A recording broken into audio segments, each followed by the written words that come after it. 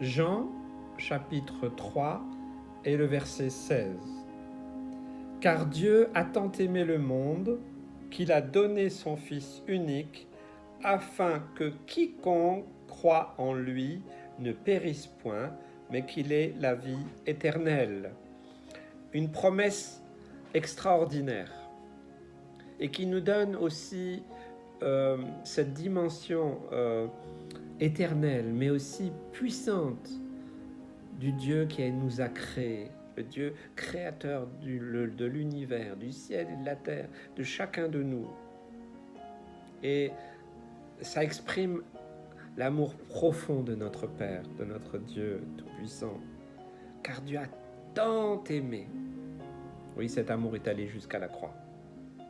Cet amour est allé jusqu'à la mort à la croix. Je crois qu'il n'y a pas de plus grand amour, et c'est Jésus qui le dit aussi. Il n'y a pas de plus grand amour que de donner sa vie pour ses amis. Et vous êtes mes amis si vous faites ma volonté. Alors, ce texte nous parle de l'amour de Dieu, qui nous a toujours aimés. Il aime tout le monde. Il aime celui que toi tu n'aimes pas. Il aime celui qui te rend la vie difficile. Celui qui t'accuse, celui qui semble être ton ennemi, il l'aime autant que toi. Il n'y a pas de chouchou au ciel. Il n'y a pas de chouchou pour Dieu. Il aime tous les êtres humains. Il veut tous les sauver. Et il a envoyé Jésus-Christ pour sauver chacun de nous. Nous devons réfléchir, nous qui sommes chrétiens, à pas faire de sélection. Dire, ah ben lui, non, non, on ne sait pas, ça ne nous appartient pas. Dieu a tant aimé tout le monde. Chacun en particulier, même les plus rebelles, les plus méchants, ceux qu'on ne supporte pas. Il a donné son Fils unique, il a donné ce qu'il avait de plus cher. Pourquoi? Parce qu'il veut que tout le monde croie en lui et que personne ne périsse et que tout le monde ait la vie éternelle. Ne crois pas que Dieu ne veut que toi ou ton petit milieu à toi.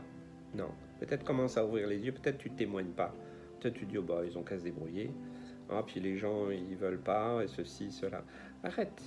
Ça ne sert à rien de rester dans cette dimension-là. J'aimerais vraiment t'encourager à voir comme Dieu voit. Car Dieu a tant aimé le monde. Seigneur, est-ce que j'ai aussi cet amour pour ceux qui se perdent?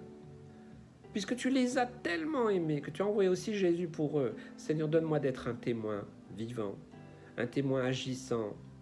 Remplis-moi d'amour et de compassion pour ceux qui souffrent, ceux qui sont autour de moi. Et Seigneur, pour ceux avec qui j'ai le plus de mal, Seigneur, oh, aide-moi, Seigneur.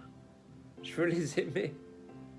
Je veux les aimer, Seigneur Jésus, parce que c'est ce que tu me demandes. Parce que tu veux les sauver.